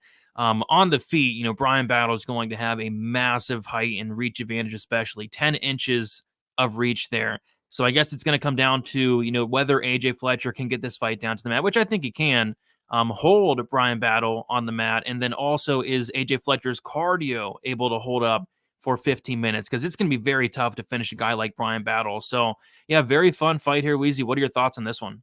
Yeah, very fun fight. And Kristen in the chat mentioned that Blonde Battle is a mythical creature. Man, That what is a true. knockout against Gabriel Green in front of his home crowd there in North Carolina. That was fantastic. That was really fun. Yeah, Battle's a hell of a striker, man. And I mean, like, the numbers really bear it out. We got about 15 minutes of sample size for Battle at distance. 9.53 landed and only 4.77 absorbed. He's landing twice as many strikes as he's absorbing. That's amazing. 51% accuracy, but 51% defense does leave a lot to be desired. He's doubling up the volume of his opponents as well. But the problem is that, it is not just the Fakhretdinov fight. You can take this guy down and hold him there for some time. It's something that he's struggled with his entire career, but most of the time he shows a pretty good get up game. And if you keep going to that wrestling, unless you're a Fakhretdinov type, a guy that's just going to literally stick to somebody like glue, that's not really AJ Fletcher's game. I mean, he can mix in the takedowns, but if I'm not mistaken, AJ Fletcher has a football background. He does not even have a wrestling background. So he's not one of these guys that grew up in a wrestling room. From a young age, like a guy like Fakhretdinov, who's probably born in a singlet. This guy Fletcher is somebody who mixes it in successfully as a well-rounded young mixed martial artist here. I don't know if we can count on Fletcher to take the Rinat Fakhretdinov path to victory here, but with Fletcher, he that avenue is going to be open for him, especially early in the fight, to try to win some minutes. And we know that Fletcher's got power. We know that dude's looking to take your head off. And if you let him in that pocket and he lands one of those big left hands, you're going to be in trouble. So I think both of these guys are going to be live at distance striking range, but it's impossible to ignore a 10-inch reach advantage here, and it's impossible to ignore the distance striking numbers that Battle is putting up here in the same amount of minutes that Fletcher is. Fletcher's just absorbing a lot more strikes. So I'm leaning Battle here. I think he gets back up when Fletcher takes him down. And I love Battle's conditioning. I don't love Fletcher's conditioning, especially knowing too that Fletcher's 3 inches shorter and at a 10-inch reach disadvantage here. You kind of feel like Fletcher's going to have to wrestle. And if he imparts that game plan early and is unsuccessful with it, I think Battle really takes over in the second and third rounds, because we've seen that dude's cardio really hold up. We've seen the guy's output really hold up. And traditionally, what we saw from him on tape was just him getting wrestled a little bit early, losing the minutes early, and then coming back to win those fights. So I think that we're going to see a similar style fight here. I think maybe even Battle gets a late finish against a very durable AJ Fletcher here. But yeah, I like Battle to win this fight. Yeah, I mean, if AJ Fletcher had 3-round cardio, I think this would be a pretty easy, dog spot for me on Fletcher. But he doesn't. I mean, he looked really bad in that third round against Matthew Semmelsberger, getting out grappled in that third round. And then the Angelusa fight looked very, very bad. Had nothing left in that third round. Whereas Bryan Battle, like you said, this guy isn't going to tire out. He's going to put on a pace that a lot of guys can't keep up with. And I don't think AJ Fletcher is one of them. With that said, though, I think AJ Fletcher or Bryan Battle could be a phenomenal live bet spot. I'm almost like certain that Fletcher wins this first round, because I think Fletcher's a very good wrestler. Although he doesn't have that wrestling background, he can definitely wrestle. He can definitely get fights down to the mat. And Bryan Battle has crap takedown defense, so I think Fletcher probably wins the first round. I just think as the fight goes on, Battle's going to start to wear on him, make him work. And I think Fletcher might make a mistake in that second or third, get his neck snatched up. So I like Battle as well. But I like it from a live bet spot, and then I'll also be looking at those late finish props. And maybe like the fight doesn't go as well, I can see a Battle late finish, or Fletcher is going to be dangerous pretty early. Yeah, they're asking in the chat, Battle has never lost, Fletcher has never been finished as a professional. He's 5-0 to the submission and 4-0 to the KO, so he's never been subbed before. But We know that Bryan battled 4-1 to the sub, 3-0 to the KO. So, yeah, I mean, it's going to be interesting to see if somebody does get a finish in this fight. I tend to think it's going to go over. Both these guys are pretty durable. We'll see, though. This is a fun fight. We started off kind of slow. Vidal versus Rendon, Mizuki versus whoever the hell she's fighting. But it's picking up. It's definitely picking up from there, man. We got Fat Collier fight week, Brady. Couldn't have got any worse. Could have not got any worse. So yeah, it was only a matter of time before it got better. That is for sure. But looks like we have about 3 fights left. Weezy, we have Marina Rodriguez going against Michelle Waterson-Gomez. We got Marina Rodriguez, 36 years old, 5'6" with a 65-inch reach. Waterson-Gomez, 37 years old, 5'3" with a 62-inch reach. We got Rodriguez 1 year younger. We got Rodriguez with a 3-inch height advantage and a 3-inch reach advantage. We got Marina Rodriguez 3-2 in her last 5 fights. Decision win against Michelle Waterson-Gomez. A decision win against Mackenzie Dern. A decision win against Yan Xiaonan. A knockout loss against Amanda Lemos. And then a decision loss to Verna Jandaroba. As far as Michelle Waterson, she had a decision loss against Carla Esparza. A decision win against Angela Hill. A decision loss to Marina Rodriguez. A submission loss to Amanda Lemos. And a decision loss to Luana Pinheiro. So I've watched a ton of fights, me and you both, Weezy, weekly for the last, several years. And I don't remember, what the heck happened in their first fight. It's like that fight never happened in my mind. And I'm 100% sure I probably watched it, but I have no clue what happened. I'm assuming Rodriguez won, but I have no clue. I haven't looked into this fight yet, but apparently this is a rematch. Why is it being rematched? I don't know. And my thinking is, Weezy, that maybe the UFC forgot as well, and they're like, okay, let's match these two up, and just completely forgot they fought, because I forgot this fight even happened. Let me take a look, and it looks like, yeah, Marina Rodriguez did beat Waterson, and that fight was like only 2 years ago. So why is this rematch happening? It makes no sense, but I guess we're gonna watch it on Saturday. It was a main event, Brady. Oh God! It was a 5-round fight. It was a main event, and it was basically like 49-46. Rodriguez on 2 cards, and then one of the judges had it 48-47. I think it was Clearly, who's a complete bum.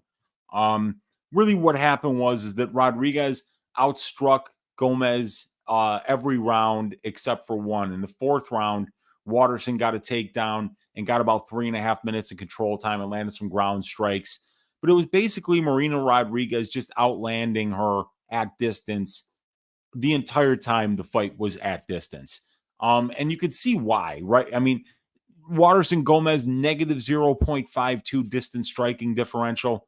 Marina Rodriguez, positive 2.12. Just as accurate as Waterson, but a lot more defensively responsible. And she throws more volume than Waterson. And she also kind of lulls her opponents into throwing less. Rodriguez's opponents are only even attempting 8.18 significant strike attempts per minute. And Waterson-Gomez's are attempting 11.37. You'll remember one of Marina Rodriguez's opponents is Yan Xiaonan, so she's absolutely fought some good strikers, but she's also fought a lot of good grapplers, has Marina Rodriguez. But Marina's going to be the better distance striker here.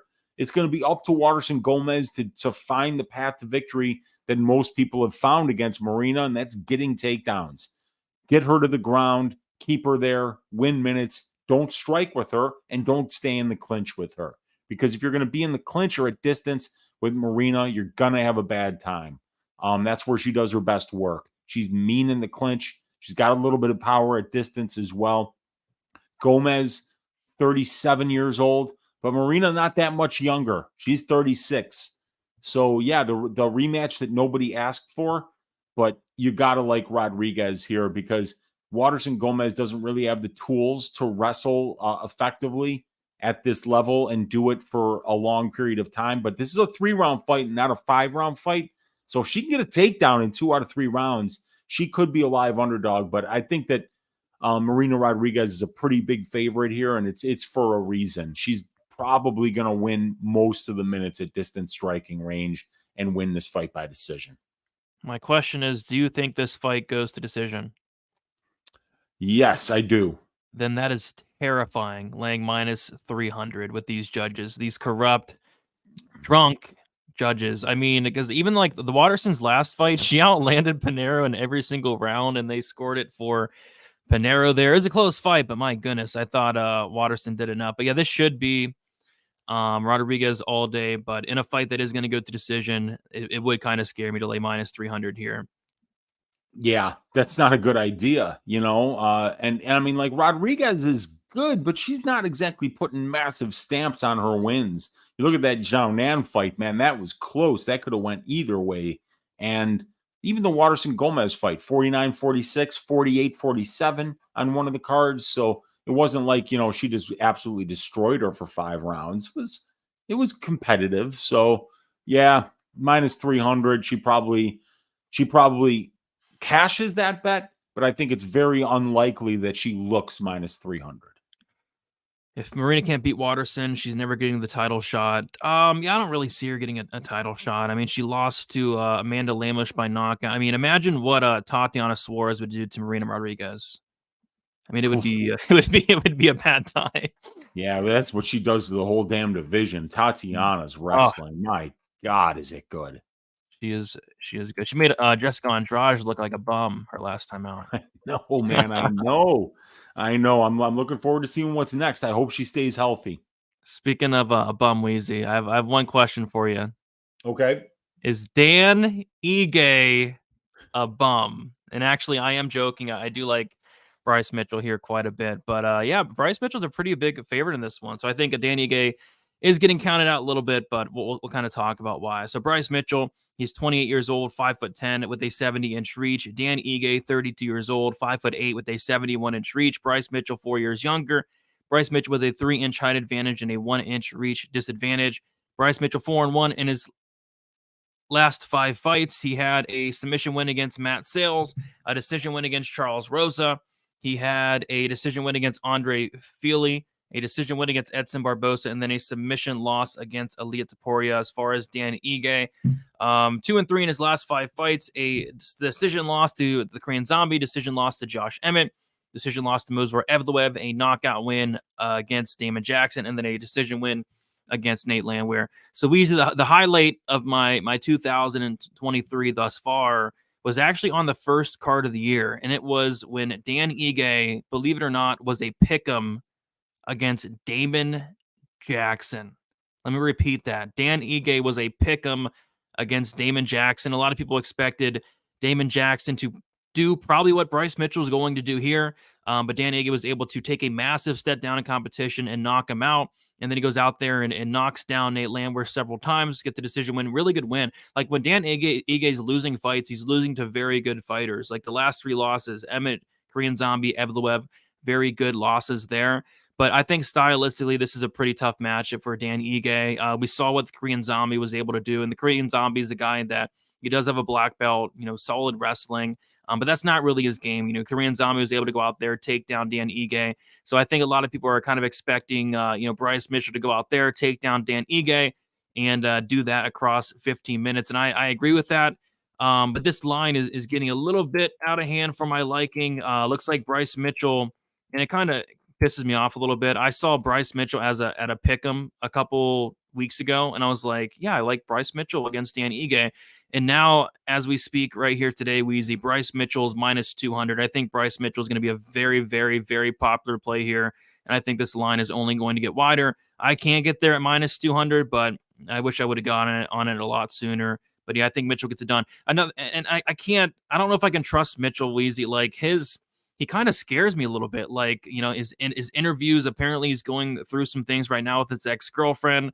He kind of freaks me out a little bit, but he's a really good fighter. He's a really good fighter, really good wrestler, and I think he should get this fight done and by decision. But I don't know if I like minus 200. I think Dan Ige is getting a little bit disrespected here because Dan Ige is a very good fighter. Weezy, what are your thoughts on this matchup here? Yeah, this is a fun one, man. I'm not exactly sure which way to go because it's striker versus grappler. Look, if this stays standing, Mitchell's head's going to get knocked into the 3rd row. if Mitchell's getting takedowns every round, he's going to put Dan Ige in a lot of really bad spots here. But I think there's a couple things that we can count on. Number one, Dan Ige's durability. So if you're on that Bryce Mitchell side, bet him by decision. Bet him to win by decision. Don't think that he's going to go out there and finish Dan Ige. And then also on the other side, you kind of got to feel like if Ige is stopping takedowns here, and can we really count on Bryce Mitchell's wrestling? Like, how has it been tested, right? Do we care that he's taken down Matt Sales? No. Do we care that he's taking down Charles Rosa? Literally, maybe no. the worst takedown defense we've seen since Carlos Condit, right? No. Do we care that he's taking down André Feely? Do we care that he's taking down Edson Barbosa?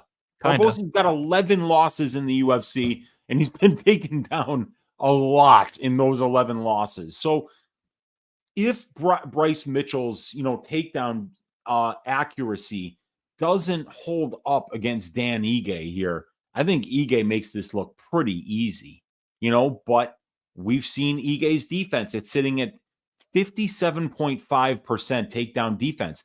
Not that impressive.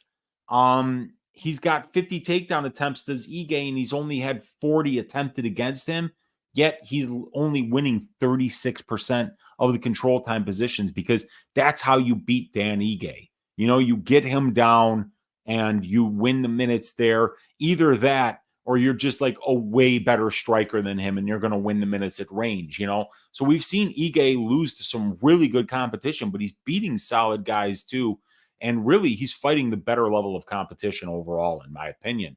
His wins are on par with Bryce Mitchell's, but the guys that Ige is losing to, there's 5 guys. They're all top-notch featherweights here. Well, we don't really know where Bryce Mitchell is. One thing that we saw Bryce Mitchell early in his career when he was fighting Moffitt, when he was fighting Tyler Diamond, is that you can out-wrestle this guy. You're going to absolutely out-wrestle Bryce Mitchell. So I don't know that I can count on his wrestling here to win enough minutes to A, avoid the big shot from Ige, because we know that Ige's got a ton of power, or B, do enough damage when this fight is on the ground, have enough submission attempts when this fight is on the ground to make up for the fact that he won't be doing the damage on the feet here. So I think it's a very close fight, man, and I think maybe the plus money on Ige might be worth a look. Yeah, maybe. And one thing to kind of back up what you're saying, Ige's takedown defense on paper, it does look pretty bad, right? 56%, 57%. But 9 of those takedowns came against Movsar Evloev. He's very, very good. And 3 of those takedowns came from the Korean Zombie. And then 3 of those takedowns came from Rasad Bektic, who's a very good wrestler as well. So he is getting taken down by very good wrestlers. And like you said, if Dan Ige is able to keep this standing, it's not even competitive at all. Although Bryce Mitchell has improved his striking a little bit, but my goodness, yeah. Dan Ige is a very, very good striker. Yeah, Mitchell's striking isn't that bad. That's for sure. It's getting better. It's a work in progress, but he's a young man. He's only 29 years old.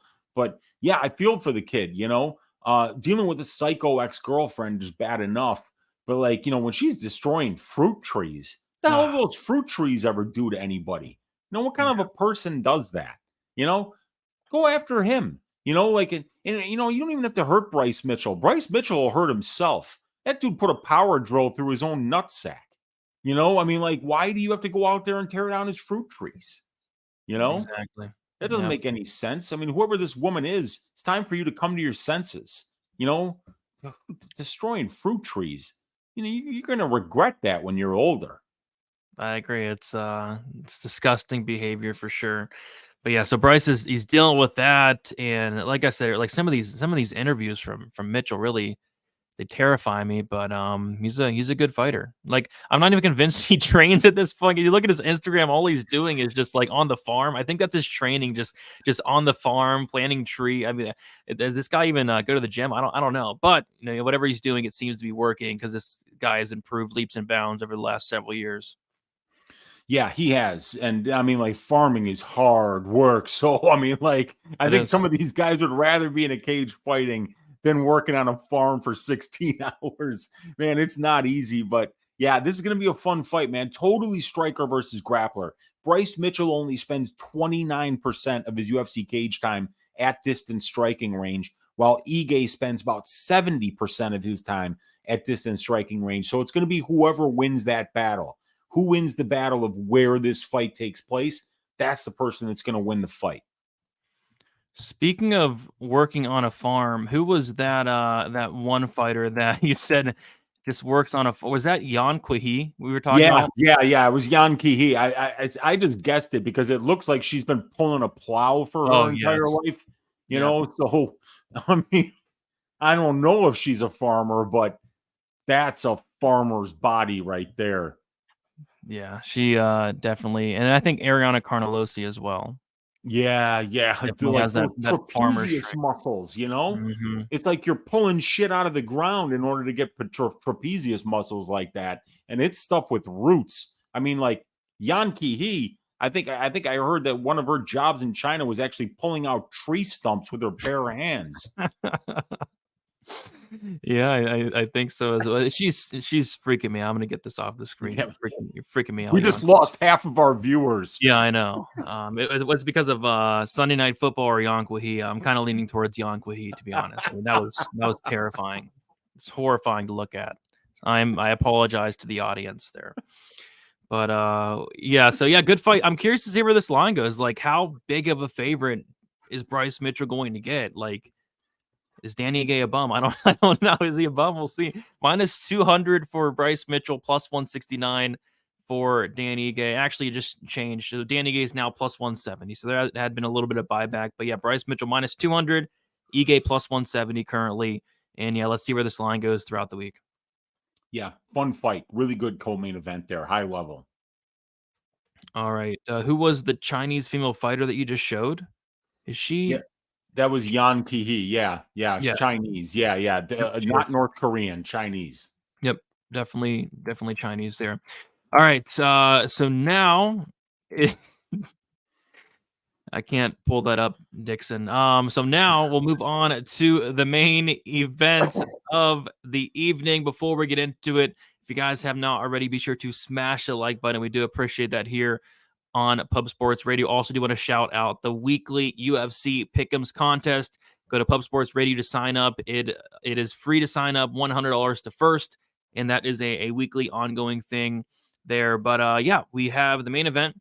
Rafael Fiziev going against Mateusz Gamrot. We got Fiziev, 30 years old, 5'8" with a 71-inch reach. Gamrot, 32 years old, 5'10" with a 70-inch reach. Fiziev, 2 years younger. Fiziev with a 2-inch height disadvantage and a 1-inch reach advantage. We got Fiziev, who is 4-1 in his last 5 fights. Knockout win against Renato Moicano. Decision win against Bobby Green. Knockout win against Brad Riddell. Knockout win against Rafael dos Anjos. And then a decision loss to Justin Gaethje. As far as Gamrot, he is 4-1 in his last 5 fights. Submission win against Jeremy Stevens. Knockout win against Carlos Jacob Ferreira. Decision win against Arman Sarukian. Decision loss against Benil Dariush. And then a decision win against Jalen Turner in a very close fight. Weezy, solid main event here. We have a striker versus grappler matchup, although Gamrot can very well strike himself. But I have a feeling he's going to be trying to get this fight down to the mat here.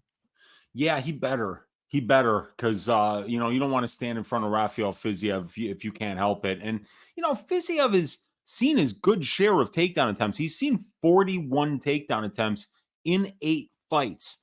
And he's showing 90% takedown defense, and he's being controlled only 8% of his UFC career. But you look at the last 5. He fought Renato Moicano, who was still in love with the box at that point. He fought Bobby Green, who doesn't really wrestle. He fought Brad Riddell, who will wrestle some, but he's not a wrestler. He fought Rafael dos Anjos in a 5-round fight and saw a ton of takedown attempts in that fight. And then he fought Justin Gaethje, who doesn't wrestle. So this is like the first time that he's not only going to see a wrestler, but like not a 40-year-old wrestler in Dos Anjos, but a 32-year-old wrestler in Mateusz Gamrot, who's attempting 14.32 takedown attempts per 15 minutes. So this guy, Gamrot, will absolutely commit to the wrestling. And because of that, it takes you into a different type of fight, a fight where your conditioning, which is predicting an 84% distance striking ratio here, because that's where Fiziev's spending his time, right? Even though he's had 41 takedowns attempted against him, he showed 90% takedown defense, and he's very proficient at keeping fights at distance striking range where he does his best work. But he's never been tested like he's going to be tested this time, right? He saw 19 takedown attempts against Rafael dos Anjos, but Gamrot's attempted 82 takedowns in 7 fights, and he's attempting 14.32 per 15 minutes, which means that if he had fought Gamrot in a 5-round fight, he would have seen even more than 18 takedown attempts. And like I say, from a much younger guy, from a guy with a lot less miles on the tire, and with a guy that's actually got much better boxing right now than Dos Anjos does at distance. So it's an interesting fight. Both of these guys have fought a very similar level of competition. The strength of schedule stats don't tell us much, but Mateusz Gamrot has 26 takedowns and he's allowed 1, and Rafael Fiziev has 2 takedowns and he's allowed 4. So we know what this fight is going to be. This fight is going to be Fiziev with Gamrot sniffing his crotch probably for about a full 25 minutes here. Probably going to be a really ugly fight, Brady. And I think this one goes to decision. And I think that it's just greasy. It could be greasy, man. Gamrot has been in some greasy fights. Dixon asking big or small cage. It is a small cage, which in theory you would think that favors the Gamrot, the wrestler there. And we got Marcus saying he loves Gamrot in this spot at plus money. I guess what intrigues me the most is the 5-round aspect of this fight, because we have seen Fiziev slow down in the past in 3-round fights. He really slowed down in that Bobby Green fight, and he got outlanded 66-43 in that 3rd round. Even slowed down in the Dia Casey fight. He slowed down in the 3rd round in the Alex White fight. I will say his cardio did look better in the RDA fight, but Mateusz Gamrot is a much different animal at this point of his career than a 38-year-old RDA. And then his cardio looked, I'd say, better in the Justin Gaethje fight. Didn't look amazing, but it looked better than it had. So I think he has been working on that. And I guess it all comes down to whether or not Fiziev is able to stuff a lot of these takedowns. I'm with you. I feel like this could be like greasy. I feel like, obviously Fiziev's an incredible striker. But Gamrot's a very, very good wrestler with really good cardio, really good toughness, can go 25 hard. So should be a very interesting fight. We take a look at the odds. We see that Fiziev is currently minus 155. Mateusz Gamrot is plus 135. I love the takedown defense of Fiziev, but, I would like it a lot more for him if it was a 3-round fight. I think I could count on him to win at least 2 of these 3 rounds. The 5-round aspect of things makes it a little bit more interesting because Gamrot's going to be coming after him at a very high pace, at a very high wrestling pace as well. And we know Gamrot can do that for 25 minutes, whereas with Fiziev, I'm not 110% sure. So, yeah, interesting matchup. What are your thoughts on the line with Fiziev sitting at minus 155, something like that? Yeah, I think the value's on Gamrot here because we know that not only can the guy wrestle, but we can count on him to do it. Gamrot's not coming out here at 32 years of age being like, I had such great striking in this camp. I think I'm going to test it against Fiziev.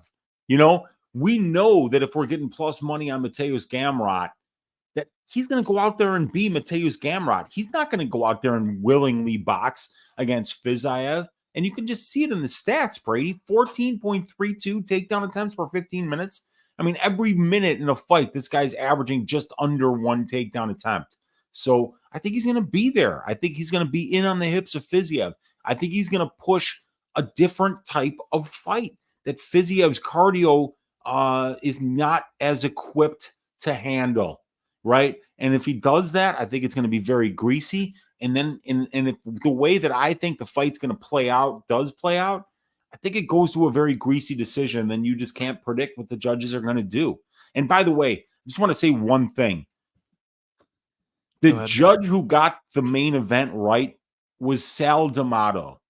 Wow. Sal D'Amato had the perfect scorecard in the main event last night, and his scorecards have been beyond reproach lately.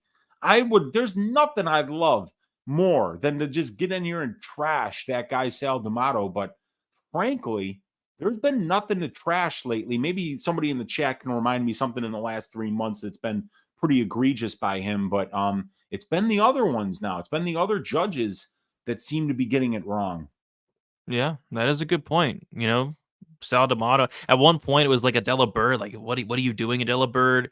And then it was Sal D'Amato, and now it's Mike Bell. It's Mike Bell's turn to go out there and just some ridiculous scorecards. And I think Mike Bell, if I'm not mistaken, might have scored the Holland fight for Holland, which people were I pretty. think he might have. So there's that. I don't know what this guy's watching.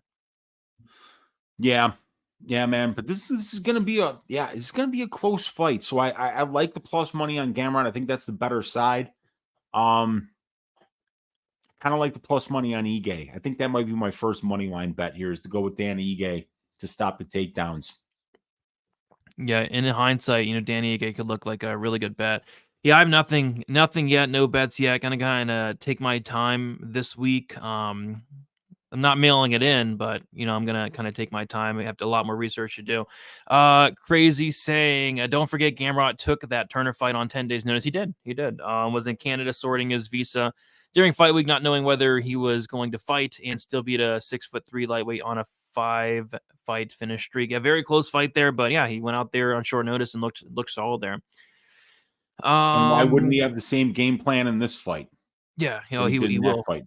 He will for sure. And Yeah. like I said, we know he can do for 25 minutes. We're not sure if Fiziev can do it for 25. So yeah, should be a good main event here. Solid card. I mean, the first 3 cards are like, I don't know, like tomorrow's Vidal, Rendon, Inoue, Goldie, and then Collier, Usman. But after that, it's a pretty good card, I'd say. Yeah, it is. There's some really good matchmaking here. Some fun fights like Battle Fletcher, like Ramos versus Jourdain, Mitchell Ige. The main event's great. And then it's Fat Collier Fight Week. Always entertaining fights with Fat Collier. Heck yeah. So yeah, really happy with the turnout tonight, guys. We had over 125, 30 of you here consistently, which is awesome for, an Apex card like this. And then also on Football Sunday. I'm not even sure who's playing tonight. And I don't really care, to be honest, but football's a really big thing this time of year. But yeah, Weezy, we did it. We went through all 11 fights. Let the people know your plans for this week. I think you're going to be mailing it in by, I think, Tuesday, right? And then you're heading to Greece. Yes, I think I'm going to try to do just the tip tomorrow night on my YouTube channel and break down this full card, because I leave for Greece around 3 p.m. on Tuesday, and I'll be there for almost 2 weeks. So yeah, I mean, like, once Tuesday comes around, that your Uncle Weezy is mailing in the MMA content for the rest of the week. It will be mailed in. You'll receive it in 6 to 8 weeks. And then after that, yeah, it's going to be a week off, a well-deserved week off. I can't wait for it. 17 straight weeks, something I never want to do again as a content creator. It was an absolute grind. It was very difficult. Lost my dog in this time, had COVID, and this was our entire summer, but we got great gigs, man. I love breaking down these fights. It's still work at the end of the day, but man, we're lucky to be having jobs like this where we can do things that we love to do. 100%, man. I wouldn't want to be, watching, tomorrow's Vidal tape. I mean, I love it. I love it. Every single second of it. But yeah, 17 weeks, Weezy. This is week number 17. I didn't think we'd get here, but we got here, and we've had a lot of success. You're having a good year. I'm having a good year. It's been a good summer of fights. September's been solid thus far. And then we have 294 coming up. Makhachev and Charles Oliveira, the rematch. And then we have 295, which is going to be potentially card of the year. I mean, the ticket prices are assuming so. Did you see that the cheapest price for 295 was like $900 for like nosebleeds? Like $900. Yeah. Because where is that card? Madison Square Garden. It's like $950 for like the cheapest seat possible for 295.